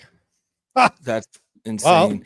Wow. Danny D says, speaking of mafia, do you guys think it's mafia Hell's Angels running the dairy cartel? It's been protected for. I don't think it's actually them, but it may as well be. It has the same effect. They're very politically powerful, the milk lobby in Canada, and just Canada's fucking retarded like that. Who knows why would milk industry be so powerful? I don't know, but it is. And that do people drink that much milk still? I don't know why it's just a weird quirk of the Canadian economic system. And I think it's just one of those things that's only in place because that's the way it's always been done. And a certain amount of inertia gets built into it, and like people don't like change. But it's pretty bipartisan. Like neither party will touch this fucking milk cartel. Because even Poilievre wouldn't touch that one during the campaign. They won't do it. And it's really weird. I don't understand the politics behind it. Wise guy says, I've actually seen the farm in Niagara-on-the-Lake that sprays their field with milk daily. Imagine watching raw milk being sprayed on fields daily by a piping system complete with directed spray. That's fucked up, man. That is like, is there no fucking babies around? Is there no, you can't just put out a call to say like, oh, you know what? They're not allowed to. They will get arrested. It would be illegal to. Raw? You're not allowed to. No, even not raw. Just if the government says, okay, you've gone past your quota, you have to dump this milk. You have to dump that milk, or you could probably spray it on your crops, but you cannot go out and give it away. That's fucked up, eh? They would charge you for giving that to a single mother. All right. Should we move on? Yep. This is what I would consider my main topic of the day. We'll cover it fast enough, though. But there is a call for bail reform throughout Canada. You and I have been talking about this a lot over the past few months, as we need to stop. And when we say reform, we mean make it harder, right? Okay. Yes. So here's a guy that I personally know. We used to punch each other in the face. He was a conservative. I don't think he talks to me much anymore. I don't think he talks to me much anymore. I don't think he likes my politics. But hey, this is a guy I used to train with back in the days. Ron Schinzer. He ran for the Conservative Party in a riding outside of Toronto. I think it was somewhere in Mississauga. So he posted this yesterday, and basically what he's saying is, according to this Liberal MP, keeping repeat violent offender in jail and not giving them insta bail won't solve the problem of repeat violent offender out on bail who are on to commit more crimes. So here is her name is MP Akra Khalil. We've seen her before. She is as woke as it gets. But here's what she has to say about bail reform. Talking about bail reforms as the end-all fix-all, but ultimately, laws and writing laws do not just fix a problem with the flip of a switch. And I know that. So she's basically saying that laws don't fix problems. That's basically what she's saying. Now, Ron, I did a bit more digging into it because, again, I don't just take what people tell me. But what's interesting is that she did say this. This is true. This is accurate. And this was reshared. He took that video from Pierre Poilievre. I found it, like Pierre Poilievre posted it first, then Ron posted it. But what I did is that I actually tried to find the original video, because as somebody that edits a lot of content, I know how easy it is to make somebody look like they're saying something when they're not really saying it. And I'm not saying that she did, because she is a woke MP, but it wouldn't be fair if I did not show the original video where that clip was taken from. So here is the original video. I really do appreciate that question. And I know that a lot of the country is talking about bail reforms as the end-all fix-all, but ultimately, laws and writing laws do not just fix a problem with the flip of a switch. It is continued collaboration between the administration of law, which is the responsibility of our provinces, and with our local police. And I know that at the federal level, we are very, very eager to collaborate with all levels of government to ensure that our communities are kept safe, and including Peel region. I appreciate the question. I really do appreciate that. Nonsense. Yeah, but it's not as bad as Pierre Poilievre's post made it look. And it's funny because she addressed it to him. If you saw that at the top, dear Pierre Poilievre, governing is a team effort, not a dictatorship. Take a grade 10 civics class sometimes. Yet she is under a guy that's been literally running his campaign like a dictator, that's telling reporters to shut the fuck up, look within themselves, and point final. It's a bit hypocritical, but the part that's even funnier is I found a video that actually calls out Mark Carney to do more when it comes to bail reform. And sticking with the Prime Minister's visit, he actually talked about it yesterday in another press conference that he made out of that he gave out of Hamilton. So here is Mark Carney speaking about bail reform in Hamilton yesterday, because I don't know if you guys are aware, but there was a murder last week. There's a girl that got shot stray bullet.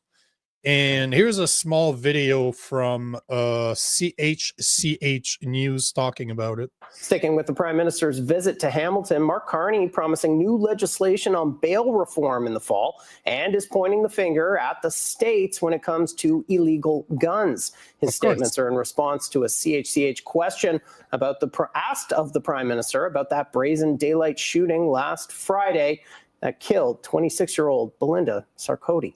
Emily Taylor joins us live in the newsroom with the latest. Emily.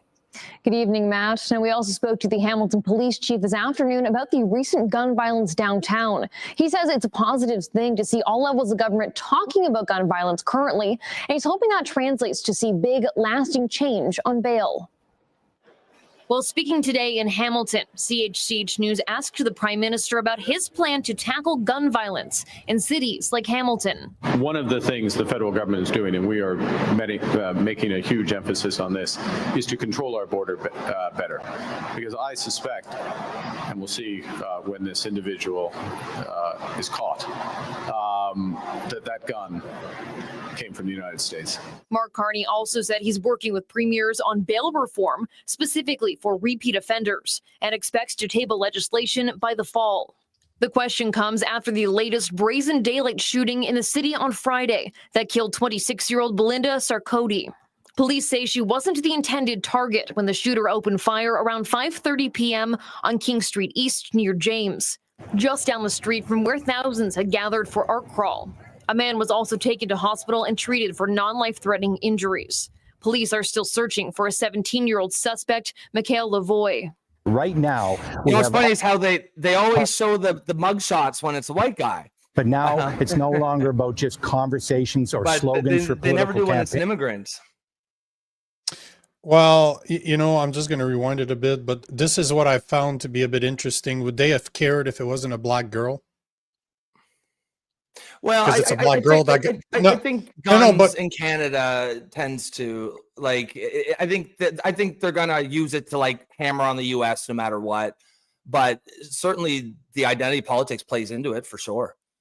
Because as soon and it's bad. It's bad. This is my fault, and it's 100% on me. When I saw the video, I'm like, would they have cared if she wasn't black?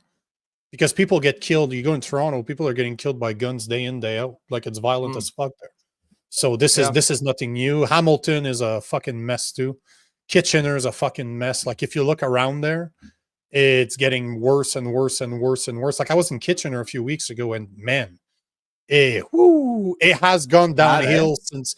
And over the past 10 years, since I haven't been there, because I used to live in Mississauga, just outside Toronto, like west of Toronto, which is not that far from Kitchener, Hamilton, and it's goddamn, it is not what I remembered. Let's just say that. But it's remember we did the story yesterday about the I know where you're going with this. The immigrant pedophile who tried to pick up a 15-year-old prostitute, got arrested. No mugshot available. I cannot find his no mugshots. Did they say his name? They said his name, right? Oh yeah, they did. They did say his name, but no mugshot, no description, no nothing. And it's just people notice this shit, man. Like, just treat everybody the fucking same. Is that so 100% fucking hard? Is it so hard? 100%. But I want to talk about, like, I'll let the video go, but he said something. Mark Carney said something that I actually agree with. You know, I said I will always give credit where credit is due. And he said something that is actually accurate. I'm just going to get the numbers because I can't remember them by heart, but let's just finish the video and I'll bring it up afterwards. Just down the street from where thousands had gathered for Art Crawl, a man was also taken to hospital and treated for non-life-threatening injuries. Police are still searching for a 17-year-old suspect, Mikhail Lavoie. Right now, we have all leaders of all parties speaking about this. That's a good thing. But now it's no longer about just conversations or slogans for political campaigns. We need everybody to understand that it's enough. We have to stop the gun violence in all communities. Hamilton Police Chief Frank Bergen says anything the government can do to keep guns out of the hands of teens is positive, but he's looking to see immediate action on bail. Rather than reform that could take years to implement, he'd like to see the current rules of bail more strictly followed. We've seen that people have conditions that to be on house arrest or ankle braces, etc. They're not. Yet they go again and they say, this time I'm going to do better. They're not doing better. We have to make sure that people are held to the rules already in the system and actually mean it. In response to gun violence in recent years, police established the shooting response team and core patrol team. Right now, I do not have the funding to bring a core patrol, but I'm putting it out there. Why? Because it's necessary. City budget talks won't start until the fall, and the chief says it's too early to say how much of an increase he'll be requesting. So I'm not at this point being alarmist, but I'm saying that we have to have the conversation to say, what does it cost to create public safety? The Ghana Association of Hamilton has planned a vigil to honor Belinda Sarkodie this Friday, starting at 5 p.m. It will take place on King and James Streets, near where she was killed last Friday. You can watch our full interview with Chief Bergen on gun violence in Hamilton on our website. Now, one of the things I wanted to mention, because Carney said something that is actually factual. Most guns used in crimes do not come from Canada. They come from the U.S. 100%. Like, this is a fact that I've been talking about it as a gun owner, as somebody that own guns legally. We are the safest people in Canada. If you look at the people who commit crimes, we're at something like 3 times less likely to commit a crime than any regular Canadians, because we're so you gotta do so. We're so vetted. We're so vetted. And from the latest numbers from Ontario right now, if we look at 2021 data from Routers, Ontario Firearm Analysis and Tracing Environment, it looks like 85% of traced handguns used in crimes were found to origin from the U.S., with 70% of all guns traced back from the U.S. So that's rifle and shotguns.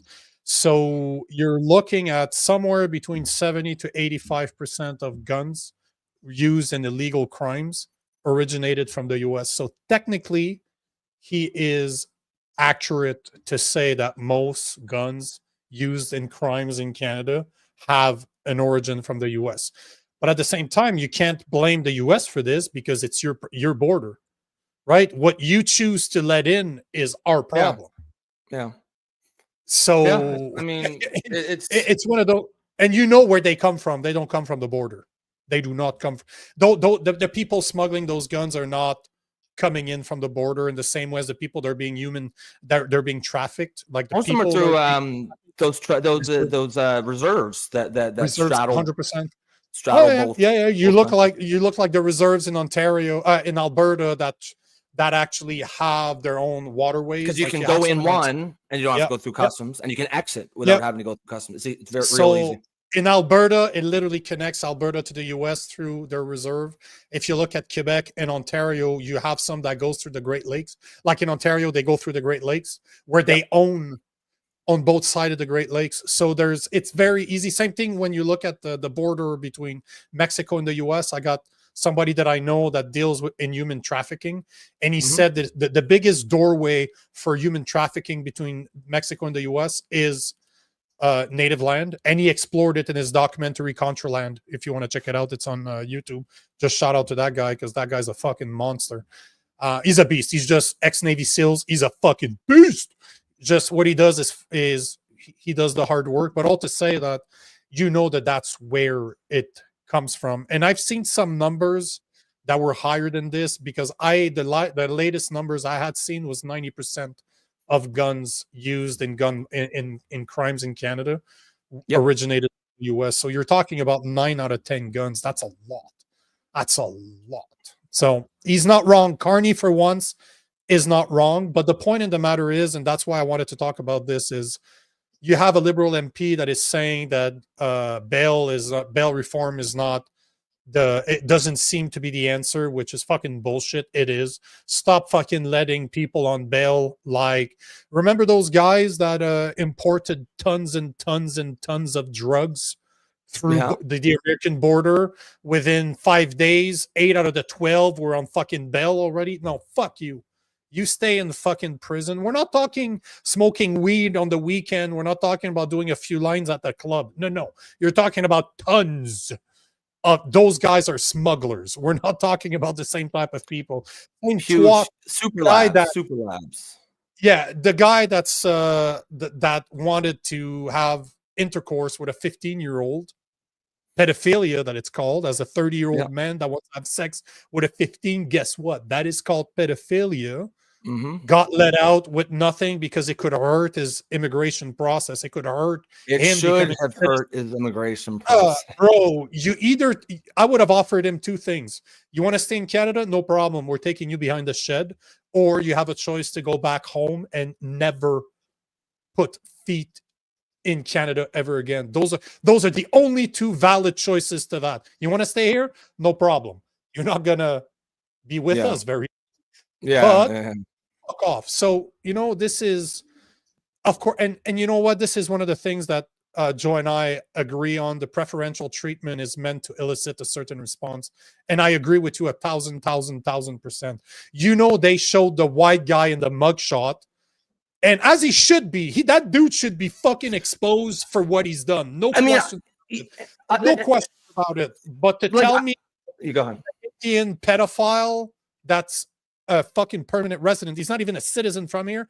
I cannot find one single fucking mugshot of him. I cannot find. And that's one a trend. That's not this one thing that happens again. And CBC again. did not report on it. CTV News did not report on it. All the major networks in Canada that are supposed to be unbiased, although they're funded by our taxpayers' money, are not reporting on it. I had to go to places like Blacklock's Reporter to see about it. Juno talked about it, obviously because it's against the Liberals.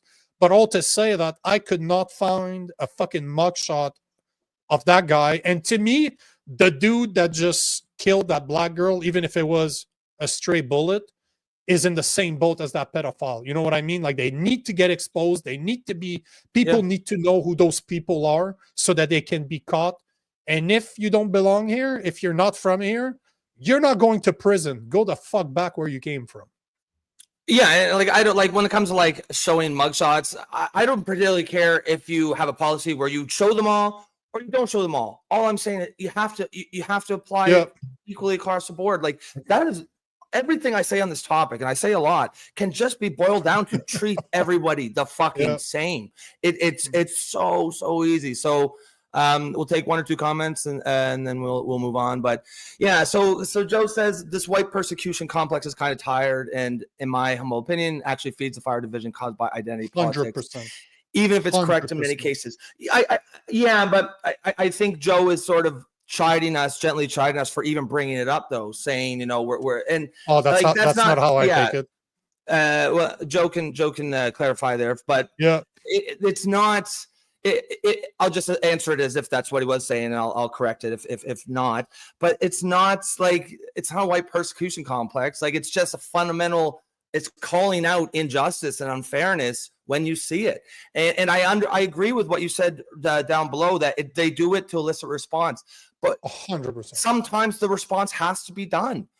What's the alternative? Just sit there and accept it? That's how we got into this problem, by sitting here and accepting it. And it's not because I'm white. It's not about my identity. I'm not a Christian, and you'll regularly hear me speak out about the injustice and unfairness of the way Christians are treated. I just strongly feel in a diverse society, laws and policy must be applied equally across the board. It must. And the second you start having favored identity groups and unfavored identity groups, where it's okay to do something to one group but not the other, you are signing society's death warrant, signing the death 100%. Warrant of the social contract. And it's not going to happen tomorrow. It's not going to happen next week, but it will happen inevitably. And that's why I think it's important to speak out against this.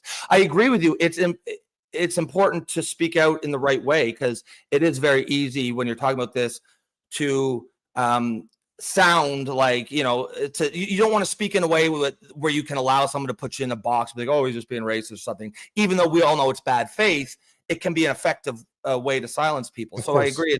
It's important to speak about it correctly, but I think it does need to be spoken about. Like you and I will agree on this. It is simply make it equal for everybody. That's it. If I can't do it, but somebody else can, that's not fair. That's not what we're supposed to be about. We are a melting pot of different cultures. I get it. So treat everybody the same. If somebody has rights I don't have, it ain't fair, and I will always call them out. And it has nothing to do with the fact that I'm racist. I'm just fucking common sense. If you think it's racist, check the mirror, because you're the racist one for agreeing for this. Yep.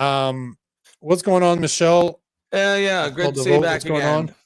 Yeah. Blacklock reporter is king. I'm really, really becoming a very big fan of that website. What's his name? Blacklock's reporter. That's the name of the website. That's I thought it was a guy, like Blacklock's reporter. Okay, I got you. It's called Blacklock. That's just the name. Yeah. And I'm noticing that a lot of breaking news are coming from that website, as in those guys seem, yesterday you were talking about how when it comes to the voting result, like all those rejected ballots and all the 121,000 kits that were never received, were like, what happened to them? Just scan them all, put the information out there, and the internet will take care of it.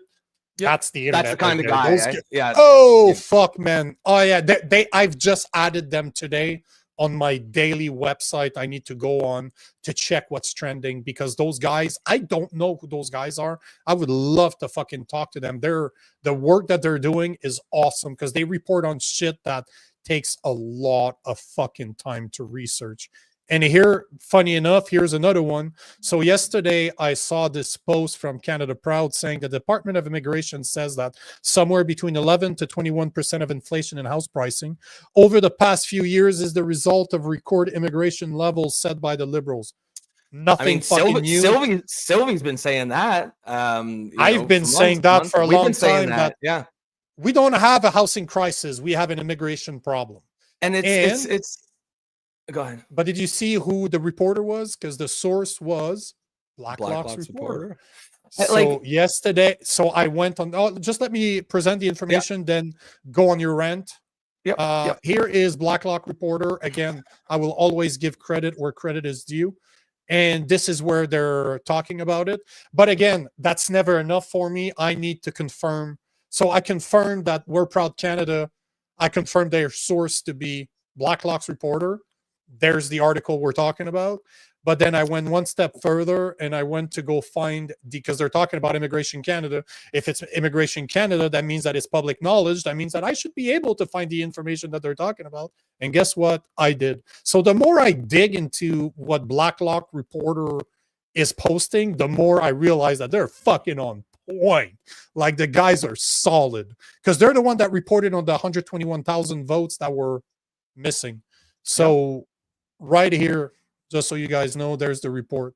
So it basically talks about 11% right here of the raise in both medium house values for owner-occupied properties, and monthly rental rates across municipality are over 1,000. So the numbers seem to fit in. I don't know where they got the 21%. I did not see that 21%, but you know that the government's pretty good at not giving you the full information, having you dig. They'll tell you how many they are, but they're not going to put it into a percentage. But if you want to dig into it a bit more, you can literally go on the Government of Canada's website, immigration and housing prices across municipalities in Canada. That's the article. That's the research that the Immigration and Citizenship Canada has released, indicating that, as we all knew, the housing crisis has been played by massive immigration at the rate of 11 to 21% just in the past 5 years. That's one thing that they don't mention in there, but they don't mention, the We're Proud Canada and Blacklock's didn't mention in the snippet of their articles, because I don't have access. I did not buy the subscription yet. One day I will. But all to say that they do mention it in the research from Immigration Canada, that these numbers, the 11 to 21%, are based on 5 years. So it's not something over 20 years. It's fucking 5 years. And of 21, like, can you imagine 21% increase of a house just because of immigration? Not only the inflation that 10 years of liberal policies have done to our economy. So you're not looking at just what used to cost $100 10 years ago now costs $133 just on inflation base. No. This is on top. Like it's insane when you start looking at it. Well, yeah. And of course, if you were to bring that up, the left will call you racist, and it's idiotic because it's just basic economics. It has nothing to do with the color of their skin. It is supply and demand. If you bring in a large amount of people without building a large amount of new homes, you will increase demand for housing while not increasing supply. Prices will go up. They would go up just the same if they were white people. It has nothing to do with race. But of course, that is how the left it shuts down this discussion in bad faith. And that, like, you know, I am a liberal, but one of the main core issues I have with the political left right now is the status quo on immigration. The liberal side of consensus is wrong, but it's not. I'm not even saying I have the solution to immigration. What I'm saying is we need to be able to fucking talk about it. Right now, you can't even talk about the problem without being called racist, and that is insane. You need to be able to discuss the problem in order to arrive at the proper policy. You know what's insane though is that the numbers that we just shared are old numbers too. The latest numbers that they're 100%, because the numbers that they're sharing right now are between the numbers. So the numbers that I shared, the 21% to 11 from 11% to 21% are numbers from 2016 to 2021. And I guarantee you this is worse now. This is fucking worse now, because that would mean they seem to do their research every 5 years. So they did one in 2006 to 2011. 2011 to 2016, 2016 to 2021. That means that next year they should be another one, 2021 to 2026. How much you want to bet that number's at least doubled? Yeah, I bet it has. But before you take this, and keep in mind, this is cross Canada. This is not just suburban. They're not just the big cities like the Vancouver, Toronto, Calgary, Ottawa, and Montreal. No. This is cross Canada. So you got places like Laval, you got places like Winnipeg, you got places like Saanich, wherever the fuck that is, because I'm looking at it. I'm saying that because they literally list all the municipality that they looked at, but you're looking at super small places like Saguenay. This is not where you're going to spend millions of dollars. So this is a median. So that means that this is not just big cities, it's all over Canada. So you know that they have a lot of those really low numbers that brought those numbers down, because people are leaving those places because they don't want to live in small towns anymore. They want to live in bigger towns. So it's one of those things that the numbers are probably, I would love to see those numbers on 5 cities: Vancouver, Toronto, Ottawa, Montreal, and Calgary. Show me how much that increased, because I guarantee you in Montreal, we're a university town and we're fucking giving student visa to people with work permits and whatever the fuck, and 50,000 people a year seem that they don't show up for their schooling, and we don't go after them. So you know for a fact that this is worse than it gets if you remove all those small towns that are bringing that number down. Yeah, no doubt. Bumpy says, Nico, we all hope one day to afford the cherished Blacklock Reporter subscription. I will say they do have a lot of very prominent subscribers. You should try to get an interview with them. Well, guys, we should pool our resources. We'll get a group subscription. Yeah. But actually, just out of curiosity, I was saying as I read this, you should reach out to them. Just cut a little sliver of this conversation of us fondling their balls a little bit, and be like, hey, why don't you hook us up with a subscription for the show, and that way we'll shout you out all the time. We'll talk about you. They might, you never know. They might actually do it. Son of a bitch! They give their numbers for sales and subscription. Contact publisher Holly Doan at our Ottawa office. For news and feature, contact managing editor Tom Korski, and the telephone numbers are directly on their website. Yeah, let's contact them.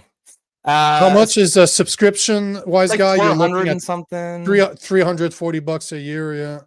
But I bet you they'll give one to the show, especially if we're gonna like regularly reference them. Oh, bro, they are part of my daily. If they had a monthly cost, I'd pay it. Yeah, sure. I know. $340. I know. That to me is just I can't do it. I just can't do it. Yeah, I'm the same way. A wise guy says, I do have the solution to immigration crisis, Rob. Simply cut off the welfare. I mean, that's no more social services. If there is one solution that would fix it, that probably would do it. And of course, you know, the bleeding hearts, woke tards on the left. Yeah, you're racist. But no, it has nothing to do with that. The fact of the matter is, it's just good policy that any immigrant coming here should not be allowed to go on social assistance. Like there should have to be a minimum, like 5 years or something before they qualify. That I think most people will be shocked that to find out that people can come here and immediately go on social assistance.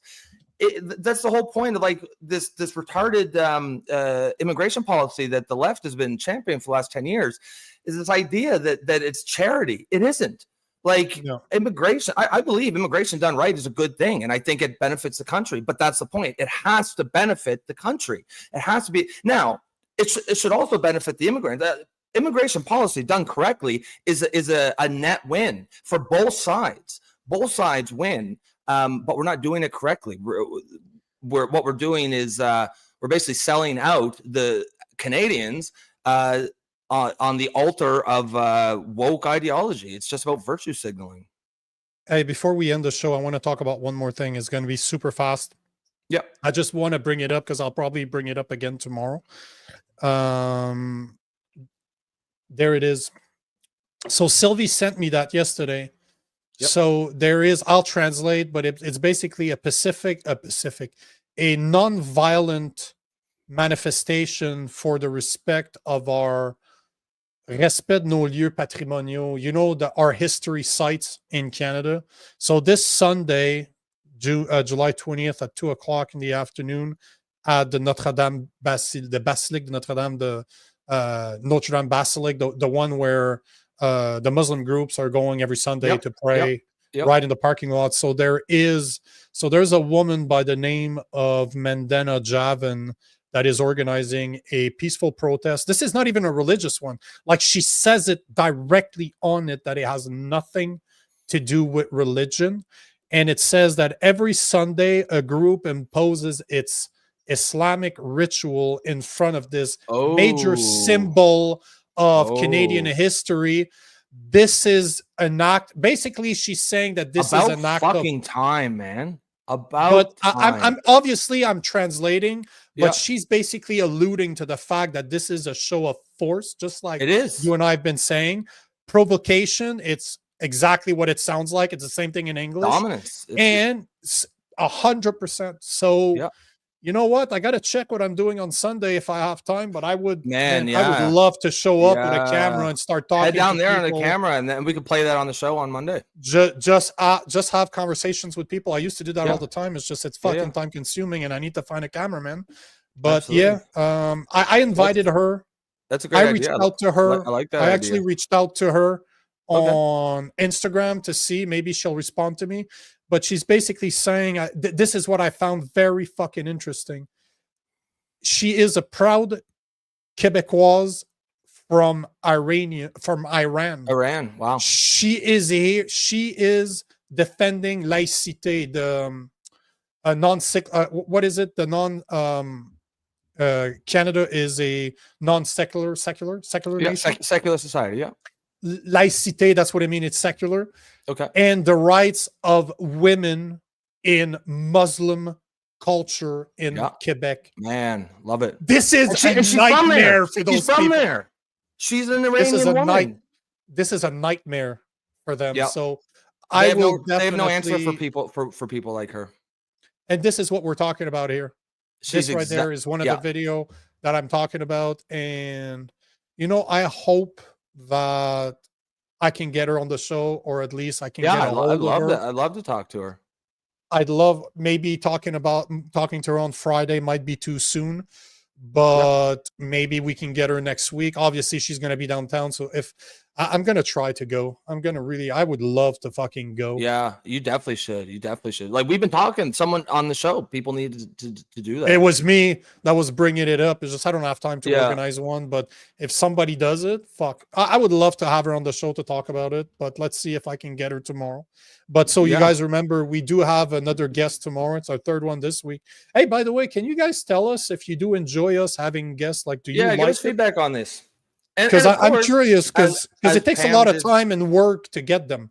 So if you guys are not interested and you just want to see us complain these mugs, yeah. But do you guys like when we have experts? Because we're gonna have another one yesterday he is from the app Freedom Chat, which their main focus is to provide a chatting platform that is 100% encrypted from end to end, and that will not sell people's information to marketers out there. So the 100%, it's all about free speech. There's no censorship, and it's 100% protected. So, and we're not like shilling for these guys. They want to put us on their app and boost us. So we said, yeah, sure, that's cool if you want to put the show on your app. And then we're just sort of as a reciprocal thing, we're just saying, yeah, come on the show and talk about it for a half hour. So that's our interest as far as this goes, just full disclosure. Yeah, we're not backing them by any stretch of the imagination. There's no sponsorship. No. It's just they approached me. They asked me if we wanted to create a channel on their platform and start posting that since we're one of the first ones, they would boost our stuff to help us develop a following on there. But I'm thinking that it would, instead of having a Discord server that is not easy to manage, we could start there. We could start having a channel there, invite people. The app is available on Android and iOS. I downloaded it earlier. Very simple. There's nothing to it. Like, there's no flashiness. There's nothing. You can chat with other people like a WhatsApp, like secure messenger, and then you can add some channels. There's no complexity to it. At least from a user perspective, it seemed very, very simple to use. So we'll talk to the creator, to the founder, that is Mr. Oss, Haas. Yeah, Oss, if I'm not mistaken. He'll be on tomorrow. As Wise Guy says, I think they help spread the channel, bring new people in. Yeah, that's kind of like the quid pro quo, if you will. He's gonna boost our show, which could bring in new people. And in return, we'll bring them on the show and kind of talk about what they're doing. But that's as far as goes. We're not getting we're not shilling for these guys or anything. We don't really know much about it other than just what I just like what they're doing, and I respect that, because free speech is 100% the first and most important rights that we and that's what the show's all about. This is something we all agree on. If you're on this show, you agree that free speech is number one. 100%. And Pam suggested that guy earlier, and actually I wanted to bring this up before we go. I already did. I already did that. Okay, perfect. Yeah, Therese, I already saw it, and the person I reached out to is part of APP. I kind of figured that a guy like him would be part of APP, so I reached out to someone that is APP. Yeah, you don't know me. Yeah. So So there you have it. So Therese, reading my mind. Yeah. We've got great minds think alike, as they say. Guys, you could have been anywhere in the world today. You chose to be here with us, and we always appreciate that. Another excellent episode in the books. Who was that? Yeah, it was Pam. Pam, we're going to reach out to Jeff and try to get him on the show, because I think that'd be a great guest here. But we'll keep you guys updated on that. Other than, what are we, 4 minutes over? Yeah, we're getting better, a little bit better. We went over yesterday, but that's not our fault. I think we can no, of course not. We'll blame that on it. It's never our fault. Never our fault. No, of course. Other than that, guys, have a great day, guys. We will see you tomorrow, same time, same place.